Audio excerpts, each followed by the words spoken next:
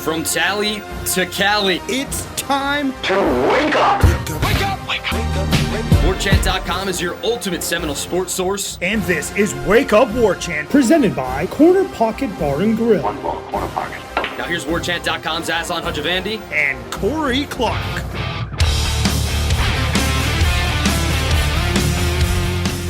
Wake up! What's up, everybody? It's Wake Up Warchant, presented by the Corner Pocket Bar and Grill. Coming up on today's show, Mr. International. We're here, everybody. Dublin, Ireland. Some of your guys, not all of your guys. We'll talk about why we're out here.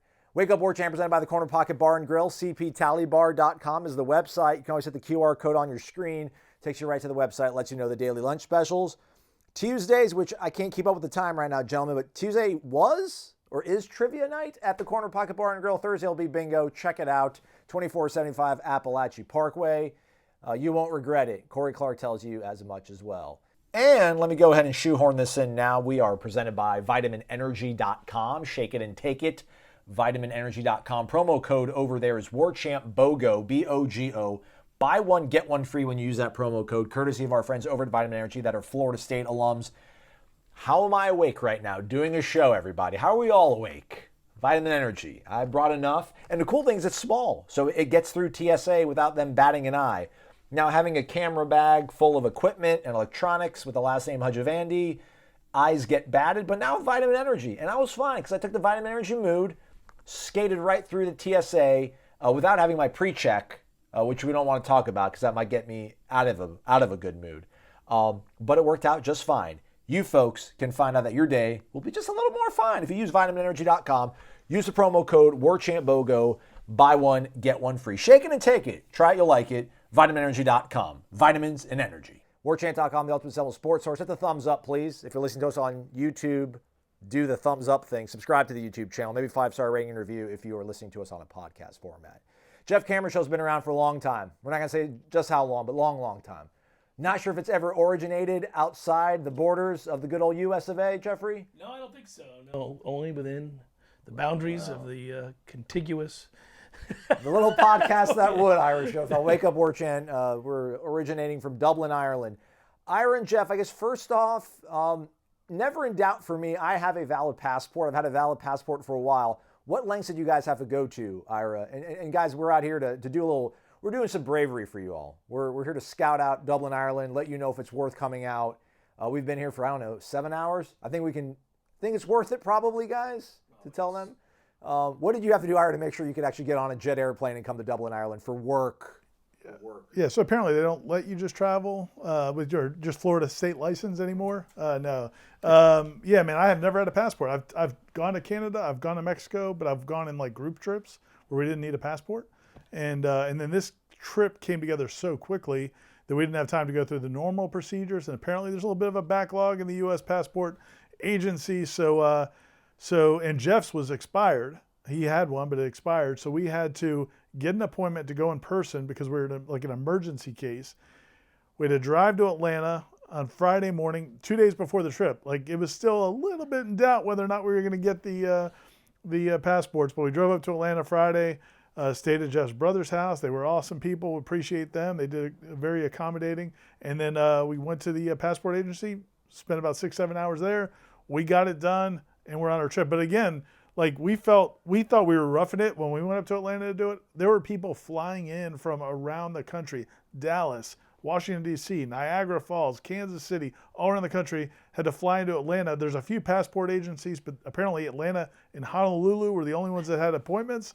So a lot of people are choosing Atlanta. So, but we got it done, man, and thank goodness we did because Ireland's pretty cool. Day one has been a blast. Jeff, this is a return trip for you. You've been out to Ireland before. Loving times. Honeymoon. Now it's a guy's trip. So yeah. This will be fun. I'm pumped. Everything Ira just said, we got it done. I think the last time that I was out of the country was my honeymoon, 17, 18 years ago here in Ireland. And so I was glad we got it done. And I must give credit to the passport office. I wouldn't normally do that. Shout out bureaucracy. Golly, they got it done quick. The people that were working there, and what was cool about those people is everybody's stressed. Buddy, people are panicked because like our situation, if we couldn't get it, we can't make this trip. There was a lady in front of me that was crying because she was also an idiot, but she wasn't also an idiot. But hey, let's not ruin the story. I'm just letting you know. She was crying because she liked the attention. She was going to fly in 3 days, and she couldn't find the email and confirmation. But no, man, people were. There was a lot. You know, kind of. You felt like there's a lot online, but to Jeff's point, the staff there, they did a good job. Well, and it's also we can be here, and admittedly, this is the greatest work trip of my life, without question. I mean, the national championship out in California was pretty. So you didn't go to Shreveport, though. I missed Shreveport and El Paso. So I have been to both, however. I don't know if you're that valid of a. Yeah, I'm just going to let you know, though, Ireland is awesome, and I don't mean you and you. You guys know that already today, but for everybody else, it's just an awesome country. The people are so friendly. Our chaperone and others associated with this whole venture have been nothing short of phenomenal. And, it's pretty cool. I mean, just for listeners who are thinking about it, I mean, I don't work for the Tourism Bureau, but, you fly into Dublin. We flew direct. As you said, it was more harrowing just trying to get to the airport. The flight itself was fine, but we got to the airport after many delays, and we got on the plane, Aer Lingus, straight from Orlando to Dublin. But guys, I mean, we get off the plane, we get your equipment, and we are in a shuttle, and we are at our hotel in 15 minutes. We're at the stadium 10 minutes later, and what I mean is, we're special VIPs. It's not going to be that way for everybody, but what is true is that even if you aren't chaperoned as we are, you are 15 minutes from the airport. You are 10 minutes from the stadium. You can walk there. It is awesome. It seems like a relatively easy trip in terms of getting around. Yeah, it is. Yeah. A lot of hubs, too, that fly nonstop to get you to Dublin. So folks probably want to know about Florida State football. Man, it's July whatever today, so we probably don't have a lot of news for you. We'll speak to who on Wednesday, though? I think it's Renardo Green and Tatum Bethune. Okay. Defensive players, because we got the offensive guys a couple weeks ago. You think they'll give us both at the same time? Do you think they heard our voice and might break them up one by one? My guess is probably both at the same time again. Yeah. Well, somebody will be out there doing that. Maybe we'll have Michael Langston on either later in today's show, look in the show notes, or maybe later on this week to talk about some recruiting. But we went to the stadium, Aviva Stadium, which is where they'll play the game August 24th, 2024? 24th, yep. Mark the date down, everybody. An easy one to remember. 51,000 seats stadium? Yeah, 51,000. Man, they just know how the architecture in Europe is pretty cool when it comes to their stadiums, man. It's a beautiful stadium. You'll be shaded, either if it's a nice sunny day in Ireland, which it actually was when we arrived, or beautiful. If it's raining, you'll be under the cover there. But beautiful stadium. I can't wait to see. I'm guessing like 80% Florida State fans versus 20% Georgia Tech, like doing the chop in there. It's not constructed to be a football stadium in terms of like the locker room. We got to see the entire. This is so well thought out. They've been doing this for so many years now, Jeff. I mean, just to feel like a Florida State game in a pretty intimate setting, but it's going to be really intense, intimate and intense. I feel like is what will be in store for that game. I think you nailed it. First of all, the stands are right on top of the field, so kind of like the Rose Bowl. Almost. Yeah, you're right up close to it. Even more so, maybe. Yeah, I think more so, and then it's up. So it holds the noise, even though it's open air in the ceiling, almost like the old Cowboy Stadium in that sense. But one thing I will point out is it's made to sing and echo for soccer and rugby, and you can tell when we were talking in there, it was reverberating. So the war chant in there is going to be insane. I mean, Georgia Tech will be down 30 by half. Can you imagine? It's just all a war chant, guys, for hours. Those people want to be indoctrinated. They're going to be indoctrinated with the war chant. It's incredible. And they're really proud of that stadium. It's in a quaint little neighborhood. They've been playing sport over there, Ira. You and I were talking about since 1872 or something like that. It's amazing. The other thing I would say about that stadium is it feels very modern, but you do also feel the history, and it's just beautiful. Like the field, the way they take care of the field. Grow lights, huh? They have, and again, I don't know. I've never seen it in the States. Maybe it happens. Certainly, no Florida State fields do it. But in the parts of the field that don't get direct sunlight because of the structure, they actually have they have their own lights that they bring in just to cover those parts of the field. Or like during the winter when it's not as picturesque when the sun's not out, they'll put them basically over the whole field or big parts of the field. And it's really impressive, man. Like it's big time, man. It felt big time, I thought, but also quaint because, like Jeff said, it is in a neighborhood. most of the people that come to the games actually party and this isn't the football games necessarily, but it will be, but also for the soccer and rugby games, they're in that community, and they go to the pubs, they'll have a pint or two or three, and then they head over they walk down to the stadium. I mean, it's just a cool, I think it's really going to be a cool experience. I can't wait I'm enjoying it now, but I can't wait for August of 2024. I know. Again, as Jeff said, like we got off an airplane and like we went right into like tourist mode. So people probably want to know, did we have a Guinness? Yes. Check. We did. Whiskey tasting. Not a whiskey guy. What did we learn today? It hits the palate. Different sorts of Teeling apparently is made here in Dublin, which I felt like Jameson would be like the big thing here, but I guess Jameson's not made in Dublin, gentlemen. No, it's not. It's further north, I guess. But Teeling, wouldn't you say that the highlight of that trip was not only the education, how they make it, and the tour of the factory, but distillery, but that guy's passion for what they do and the many different types of whiskey and the flavors. We learned so much. I've said this before, I'm a Scotch guy. So when I got in there, I kind of wanted him to know that. So I wanted him to educate me the difference between the two. And I mean specifics, like what is it that I would learn here? And he did a great job. That Teeling distillery is something else. Those people were also extremely accommodating and friendly, and we may have partaken a little bit there too. That was good. And they have tours throughout the day. Apparently, he said from like 11 a.m. to 6 p.m. Every 20 minutes. Every 20 minutes they're doing tours, and they're not free, but they don't look like outrageously priced. But you go in, you can get a tour. You also can go and sample their products, and they have like a little bar set up where they have mixed drinks with their whiskeys, but then also you can drink them neat. That's what you say, right, Jeff? I drink them neat. Yep, that's me.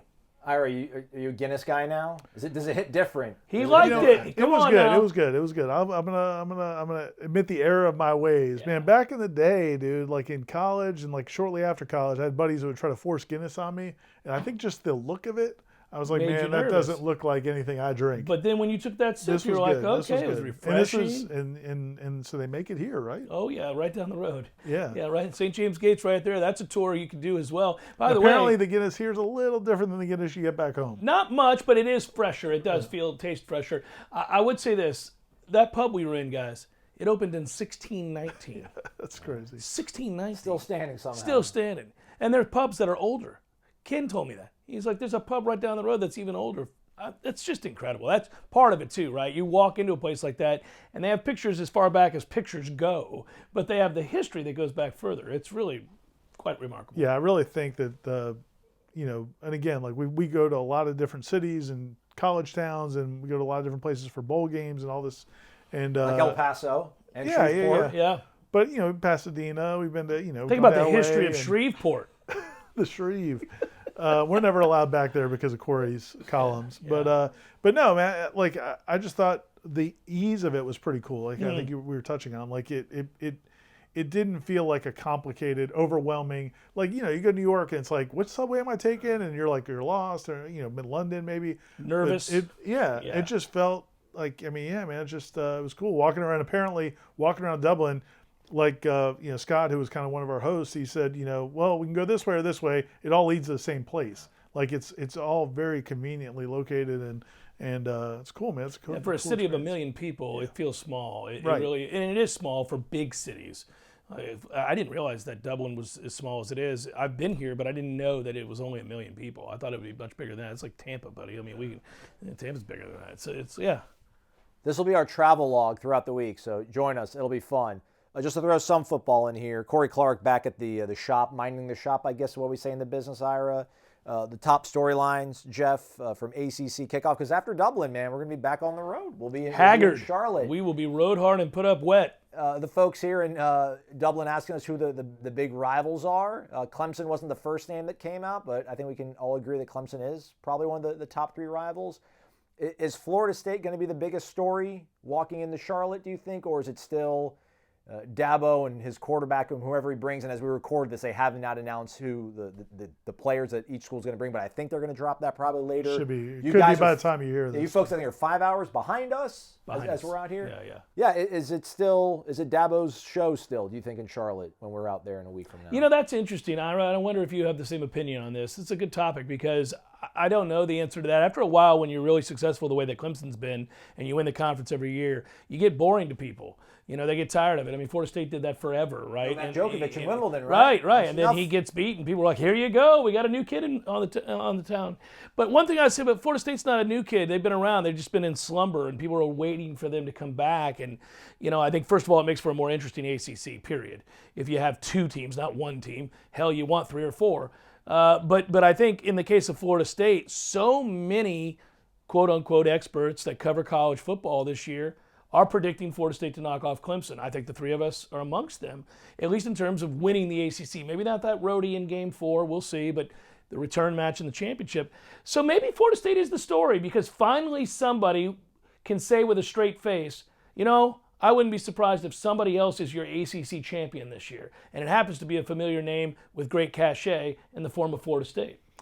I'm curious. I'm really eager to see how it plays out, because if you look at, since the end of last season, I memean, the 2 early predictions that came out, and they were very high on Florida State and maybe top 5 in the country and preseason All-ACC and all that, preseason ACC champion. And then, you start to see what happens is over time, people start looking for holes. And, you'll have media members around the country saying, well, wait a minute, they barely beat Oklahoma. Let's push back they barely beat Florida. Or what are we talking about here? Do we get too carried away? And then I think, some of the Tobacco Road media, who haven't always been huge fans of the Florida State brand, I think there's a good chance some of those might push back as well. So I'm really eager to see what it's like. I think Florida State should be the talk of the ACC kickoff, but I'm curious to see, man. I think that Clemson is more palatable to some of the media in the ACC for whatever reason than Florida State is, especially when you got Florida State openly campaigning to leave the conference. So we'll see how it plays out, but I have a feeling there might be a little rally for Clemson. That triangle media, for sure. But one thing I will say, though, it's hard to deny the star power of Florida State. Like, Clemson's got good players, but you have a Heisman candidate at quarterback for Florida State. You have a potential top 5 pick coming off the edge in Jared Verse at Florida State. So on both sides of the ball, and then you have a superstar receiver in Johnny Wilson. You brought in a star in Keon Coleman. Trey Benson is the best back in the ACC. This is a roster littered with stars.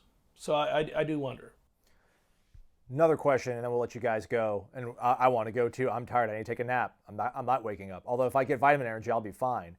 I got plenty. I brought plenty. And Jeff's like, I don't want it. But then Jeff later on was like, hey, actually, I needed it. Yeah. On second thought, I did. Come over to the bright side. I don't know. I guess maybe since Trevor Lawrence do you think? I'll start with Ira this time. Is Jordan Travis the biggest name? Is he the most marquee player you think that's been at kickoff since a Trevor Lawrence? Or is Drake May going to steal some of the shine? I mean, he's a legitimate preseason Heisman candidate, and he's a Florida State Seminoles starting quarterback. So you talk about cachet, as Jeff mentioned earlier, man. I think that's pretty marquee, man.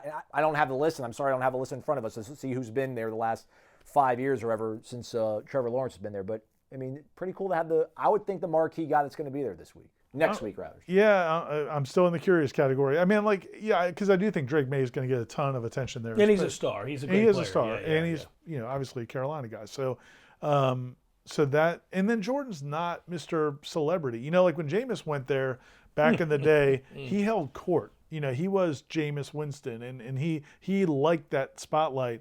Jordan is going to be you can see Jordan walking in the lobby of the hotel in Charlotte and think he's just like some defensive back from, Maryland. I think he's gonna live it up not this Maryland, time. they're not here anymore. NC State. That would be interesting to see. Refreshing, even. Yeah, I don't know. Nice. I don't know that that's him, but we'll see. He should be. But again, I'm still waiting to see, man. I am so. It's been a long time since Florida State's been the belle of the ball. Because back in the day, and even when Florida State was going downhill in the lost decade, they were always the belle of the ball. When Bobby Bowden went to ACC kickoff, it was Bobby Bowden's show. It didn't matter who won the conference the year before or who was going to win that year. It was Bobby Bowden at Florida State. When Florida State started losing the last 6-7 years, I mean, it really they haven't been that. They've been second class, so it's hard to know if it's going to come back this quickly. Even Jimbo seized the mantle there briefly. Yeah, the 29 straight wins and the national title. Plus, he was a bully. He just walked in and took it because nobody else was going to talk loud. And, Well, nobody else at that point had really risen. Clemson wasn't where they are, and so Florida State still carried the day. Good point, Ira. I mean, if Jared Verse goes, I mean, he likes to talk. Yeah, he might say some things that people take notice of. But yeah, man, it's a good time for Florida State fans. Think about all that's going on. I mean, we're out here previewing what you're going to be doing in 2024, everybody, and then we turn around and go to Charlotte and cover it. Well, let me ask you a question. So when we go in those breakout rooms, and they've got the coaches and a couple of players, what's the crowd going to look like around Mike Norvell? What's the crowd going to look like around Dabo Sweeney? I think Dabo will still carry. He's the going to day. get the bigger crowd. Yeah, he's still the bigger guy, and he deserves that. I mean, you know, we can think what we want of Dabo Sweeney, but I mean, the dude's got national championships. Yeah, he's going to carry the day. I mean, you know, and they are still good. And there's questions. You know, there's a lot of questions facing hired him. a really high-profile offensive coordinator, and you know, you get Riley's brother. So yeah, it's interesting. I mean, I hate to straddle the fence on it, but I mean, I don't think Dabo's going to outshine him. I don't think there's going to be a bigger crowd for Dabo. I think it'll be just about as equal. Maybe I think it's just as compelling. I mean, Clemson reloading versus like Florida State possibly being on the cusp. I think there's, if you want to talk about projecting forward, I think it's appealing. Clemson with this new quarterback, new offensive coordinator, but like Florida State, like all these pieces are here. They've been together. I think there's a better feel, Jeff. It might be Mike's time. It's not a bad point. Mike is gregarious. He does embrace the moment. He knows they're good. He wants to talk about how hard they've worked and, you know, they've risen to this place. So he's not bashful. I mean, it might be his time. And Jordan said the Manning Passing Academy, this was the first time, like, I guess when they maybe came back from Memorial Day or whatever, it was the first time they ever heard in a meeting like Norvell actually say like national title. They've always talked, they haven't shied away from their expectation, but he's actually said that. So I wonder if we'll hear him maybe not say those exact words, but maybe hint at it a little bit that that's what they're on the chase for. On the way out, Rise Boy posts on the post on the Tribal Council. My On3 renewal recently went through. I'm expecting several tiered lists of things to do, pubs, restaurants, and activities for next year. I demand my subscription dollars be hard at work. We're working for you, buddy. We're going to do our best. It's just day one, and we've done the whiskey tour. We've been at the stadium. We had some Guinness. Ice cold Guinness in a brewery. In a bar pub that's from 1620. 500 years old. And then we're going to a really great steakhouse tonight, which we'll suggest to you after we eat there. And and then we're headed to Waterford tomorro. We might hit a couple pubs tonight too. Well, that's a distinct possibility. Yeah. So yeah, we're working on it. We are working. We're working for you. We're doing it for you. I'll have a beer, an ice cold Guinness tonight, maybe 2, 3, who knows, 4 if we're feeling dangerous, on behalf of him and all the Noles listening back home. For you, right? It's what I'll do. That's the kind of sacrifice we. What's going on with the JCS this week, Jeff? So I already checked in with Tom earlier today from the stadium, and we're going to be doing reports similar to this all week long as best we can. I gotta do one tonight. That could be an interesting report tonight. I'm supposed to do a little call back home for a 15-minute hit that will lead the way for the best ofs that are running this week while we're out of town.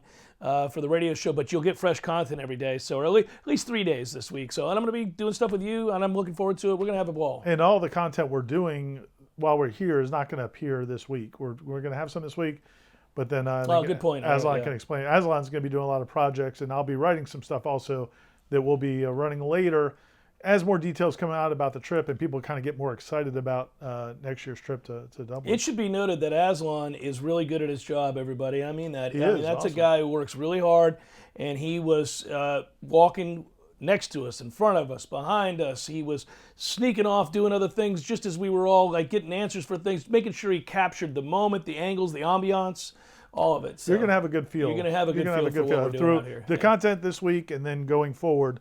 All throughout football season. You're going to have a really good feel for what this is about, and as you decide whether or not you can make it out. I'll remove the sharp object against your throat now, Jeff. Thank you. Appreciate that. Thanks for doing this, guys. Appreciate it. Sure. Thanks, man. Absolutely. MyBookie.ag promo code is Warchant. Use that, get an instant cash deposit bonus when you first sign up at MyBookie.ag. Second half of the baseball season in full swing. I'm not going to check that out. I'm just going to continue to look at what's going on in college football. Futures, we have some game one, or rather week one lines. Florida State now down to 1975, plus 1975 for the Noles to win the national title. So that means if you were to put 100 American, not 100 euros, put 100 American on them, you would win $1,975. Just saying. Keep your eye on that. Let's see what they got the lines on right now in these early games. 3 points. It had ticked down to 2.5. We're back to 3 points. The Noles catching three. So they could lose by 2 and they're fine, but they're not going to lose. I don't think so. We'll start diving more into LSU when I get back to American soil, I promise. And we'll have more Corey, which we all love. You should love free money. You can get it over at mybookie.ag when you use the promo code WARCHANT. Mybookie.ag. Bet anything, anytime, anywhere. Michael Langston joining us here on Wake Up Warchant, abroad and in Tallahassee. Michael, thanks for being here, man. I know you're super busy, man. How are you? I'm great. Everything's fantastic. Nice and sunny over here in Tallahassee. Nice, man. Nice. We're about to get dumped on out here. Well played, friend. Well played. Hey, catch us up on a couple things. I know everybody's here for Charles Lester news, KJ Bolden news, but let's just catch people up on some stuff that maybe Corey and I weren't able to get to last week, and then in the few days that we've been traveling here with Ira and Jeff and myself. First off, Ty Hilton, offensive tackle out of Oviedo, 3-star prospect, 6'4.5", 285. So often we see a kid that's 3 stars, and either it's like, why are we recruiting that kid? Or it's like, oh, he's super undervalued. Like, wait, give him enough time. He'll move up. What do you think was appealing for the staff when it came to Ty? Is it Hilton? I apologize if I messed his name up, but go ahead. Yeah, it's Ty Hilton. I think this is a guy that they've coveted because of there's a lot of versatility with his game. They lost out on Jason Zandamela, who went to Southern Cal. So this is a guy that I consistently heard from my FSU intel that, hey, they like him, that he could play the center position. They think he can play tackle. They even think he can go and move in the guard. So I think they like his versatility a lot. They like his hands. They like his length and what he brings. And they've coveted him for a long time. Even when they were after Zandamela, they were still, coveting him. They were pretty consistent. They stayed consistent. They went to see him several times in person to evaluate. And I think this is a guy that they were just really, truly sold on because of that versatility and just what his skill set will project to when they get done with him. Corey and I mentioned this in passing in last week's show, but Jonathan Daniels, what's up with that, man? I thought he was a 5-star on 3. Why'd we do him dirty like that, Michael? What's up with that? Well, I just think people need to see a specific position too for him. I think that hurts him in some rankings where you see it fluctuate. Where for a while on 3 had 5-star, now it's high 4-star. But I think I've said from the start I felt like he was a high 4-star prospect for me, a top 100 guy. But I think once you see him getting to a specific position where, because he plays tackle and he also plays guard, I see him more as an interior guy, although you can play him at right tackle. But I think once we see him, they can study and put eyes on him on a specific position. I think there's a chance you could see him move up a little bit higher. I don't think 5-star was ever a realistic where I would have him personally. But I think high 4-star and top 100 players is definitely him. And certainly he's a massive addition for FSU to add to this class. But I know how people get with a 5-star and 4-star. But I've stayed very consistent that I felt like he was a high 4-star. How about this consensus 4-star? You got to start building fences around Tallahassee. It just feels like, man, it's so few and far between these days, unfortunately, man, Tallahassee in terms of producing blue chip guys. But Mekhi Danzy obviously fits the bill, 6'1", 175 athlete. Where do you see him fitting in? And what kind of weapon does Florida State have with him? And then what does it say about Mike Norvell and the staff being able to keep a guy at home finally, seemingly? Yeah, a lot of people look at recruiting, Tallahassee kids like it's easier because they're here, and it's actually harder just because you have to be sold on what you're looking at. And two, a lot of the times these kids have so many schools, nationally that were recruiting them that they want to spread their wings and go somewhere else. And I think FSU from the start coveted him, made it a priority. They knew he grew up a fan. They knew all this stuff, but they didn't take it for granted. They went in there as like, you're adding a dynamic addition as far as speed, probably the fastest running back out of high school they've recruited since Dalvin Cook. So that tells you a little bit about his speed, but I think it's more than just what his speed is. I mean, he's very good at reading things. I had a full story with his head coach Jared Hickman earlier over the weekend, and he kind of touched on just the areas that he's improved. He's really good running between the tackles now inside, where before I think as we would expect that he did most of his damage, just getting to the outside, popping it, and just showing off his speed or having him in passing situations where they give him the ball in space and he just he can take it the distance. But I think it's a very well-rounded pickup for FSU because of the way it connects to the rest of the running back room, where you have a guy like Cam Davis, who's a power guy, quickness and space guy, and then now you have a home run hitter, your thunder and lightning, with Micaiah Danzy. And I just think it brings another dynamic weapon to that running back room, which is already really good, but he's a different type of player than probably most of the guys that they have in that room. All right, let's move on. Charles Lester III. Okay. Everybody don't explain this to me, but I just have to say it out loud. Every network has him as a 4-star, but he's a consensus 5-star. Right. So you do the math, kids. Yeah. Number 2 cornerback in the country, number 20 overall prospect, 6'1", 171, was at Riverview, now at Venice. Right. Colorado's in the mix, maybe. Georgia's in the mix, possibly Alabama's in the mix. We know Florida State's in the mix. These things change day to day, so everybody get off Michael's back. But as we sit here and talk Michael tonight and for the show in the morning, what are your feelings on Charles Lester and Florida State? I feel good about FSU's chances. I feel like when he makes his decision, it's going to be FSU. Now, there's going to be nervousness. There's going to be people because of Colorado be involved, which I've said from the start, I feel like is the biggest threat because he's from a single parent family. Dion does really good with those. Dion last few years has got the best cornerbacks in the country to come there. But I think too, the other thing that works for FSU's favor is one, he's always loved FSU. He's deep into that root. It's not like a kid that's kind of grew up a fan. It's a big fan, but also Charles wants to be a part of a winning program. That's why Georgia and Alabama are on the list. That's why FSU is on the list because of what they've done in past times. And that's probably even leads into why he transferred to Venice. Venice is one of the top teams in the state of Florida as far as compete for a state championship. So I think winning is a big part of this. And certainly FSU checks that off of what you're looking for. And you just look at every situation of what FSU needs or FSU offers. I think it connects with Charles in a way that other places just can't. Not so much everything football all the time, but just a connection. Well, personally, the fit, what they do with their DBs, where they're going as a program. I think everything's there. But yeah, the worry is going to be there until FSU fans hear those words because of what Dion has done with Colorado. But I do think still Colorado is the biggest threat. But I do like where FSU sits going into that big announcement on July 28th. And I think everything I've gotten with the intel points to looking like FSU.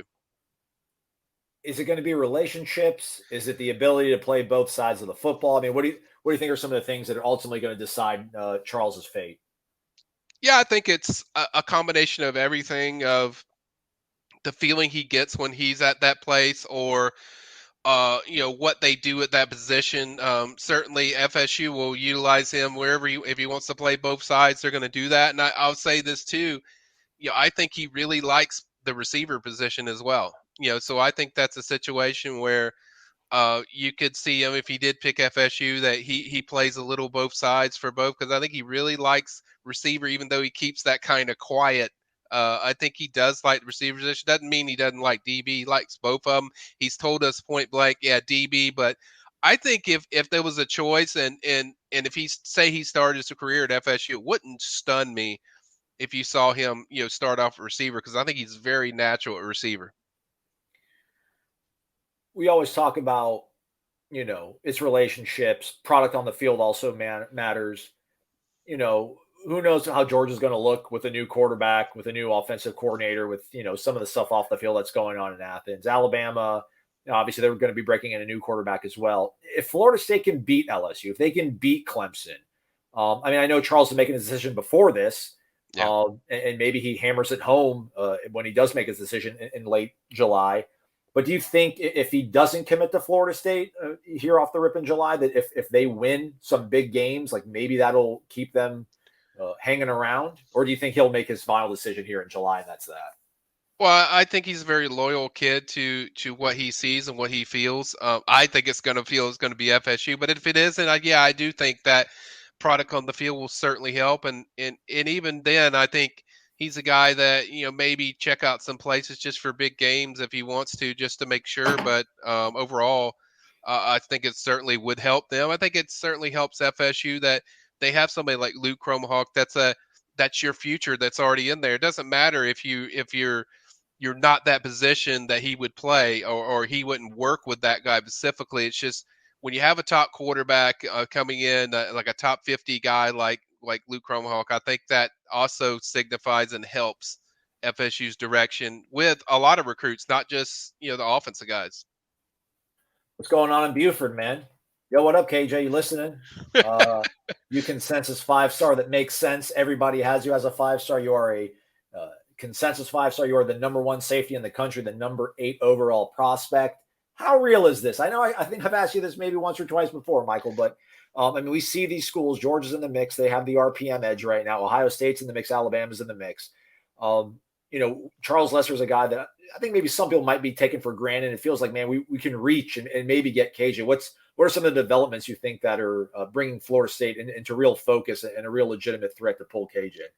Yeah, if you'd have asked me a month ago, I'd say, hell no, that ain't happening. Like, no way, no way. And I would say the last 2 or 3 weeks is when I started getting some significant real buzz. I mean, first I was kind of like, yeah, whatever. It's like you hear this stuff as kids get closer to decisions. But then it started coming from people that were, pretty well connected, that I trust a lot, and it was consistent. Then it got really heavy, the week that Matt Lucier put it on the boards that, hey, there's much more of a chance here than a lot of people are given. And I think a lot of that ties into FSU giving KJ a reason to come to FSU, because he grew up a fan. This is a dream school. It's another kid that loved FSU growing up a lot. So I think he was looking for a reason. And I think that last 1 or 2 visits he took to FSU, I think really started to move the needle, where he kind of saw okay, what these guys did with Jamie Robinson, what these guys did with the program, where they're going,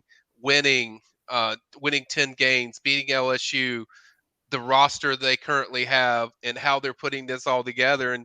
And he's not a guy that's just going to follow a lot of top tier guys just to go, like a Georgia or Alabama or Ohio State. I think he's a guy that's looking for a certain characteristic, and I think certainly FSU is a team with a good amount of buzz, and the chances are real.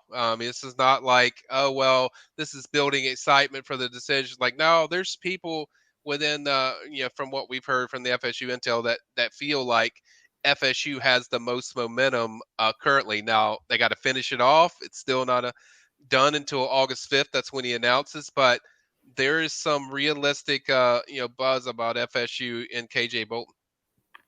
I mean, recruiting, this last thing I'll get you out on here, Michael. Thanks again, man. Recruiting isn't horseshoes or hand grenades, rather. Getting close might have been cool at some point. I mean, for the staff, they did not obviously have a strong 2 opening season, so just being in the mix sometimes was good enough to keep fans happy. I don't want to say they got to close on both Charles Lesser and KJ Bolden, because who would, right? Like, I don't think Georgia's going to get both. I don't think Colorado would get both, or Alabama would get both. But, like, does this feel like a pivotal time now for Florida State to kind of build off the momentum they've had and get one of these guys, if not maybe even 2, dream the big dream? Is it really important for them to kind of lay the hammer down and reassert themselves nationally with these 2 guys?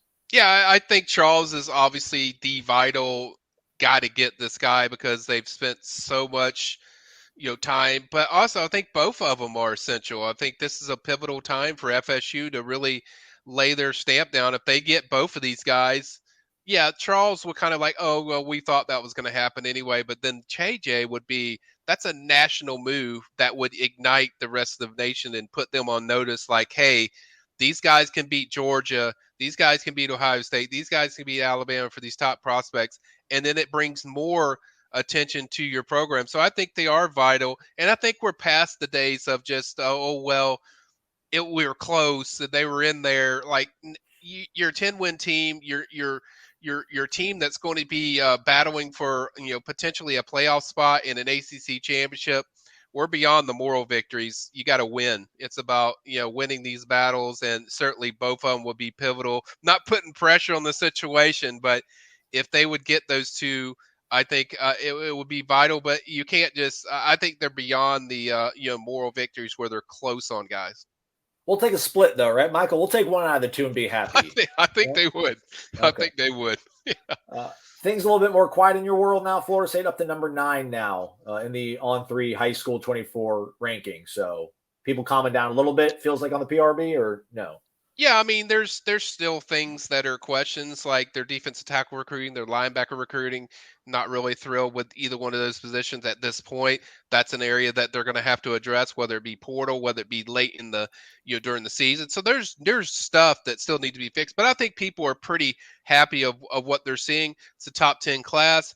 You get one of those two, you're going to be in the top 6 or 7. You get both of those guys, you're going to be inside the top 4 more than likely. So I think it's a pivotal moment to at least land one of those guys to really set your tone going into that LSU game. But I think everyone's excited. I think they see kind of the moves of FSU's made. Got 7 commits in the month of July. Some really good guys. They got a lot of momentum going in with this team. So there's a lot of excitement. And now they got a chance to finish it off. And then the guy we don't talk about as much is Jalewis Solomon, who's also going to announce in August that I feel FSU leads for. That's another guy. It's a DB slash corner slash safety that I feel they lead for, but that he's also going to visit Auburn. So you got Auburn, South Carolina, and Florida State in there. So it's not just those two. That's another one to keep an eye on that FSU could really make a splash for and possibly pull. What off season, y'all. Michael out here working for you. Go to the PRB, check out all of his work as well as Matt's. Michael, we appreciate it as always. Thanks, man. You got it, man. All right, and that is a wrap for us here on Wake Up Warchant in Dublin, Ireland. We will effort to do 2 more of these. Maybe we'll get Corey on. Maybe we'll do a mailbag on one of these. Really busy itinerary out here, everybody. I'm working for you. And we're trying and sampling everything out here to let you know what's worth your time and effort when you do come out to Dublin. Check out the website Seminoles to Dublin, like the number 2, not T-O, the numeral 2, Seminoles2Dublin.com. If you want to come out here, you should probably do it. It's going to be really cool. Think about it. All the great stories that you might have missed out on in life, it's the time to get it back. You can get it back with this one time, this one trip, so do it. On behalf of Michael and Ira and Jeff, and Corey's out there, everybody, being a good dad, and he'll be on the show, I promise, because we all love Corey. It's his show, kind of. Mostly. I'm going to stop talking. I'm going to take a nap. Thanks for listening. It's been Wake Up Warchant, presented by the Corner Pocket Bar and Grill.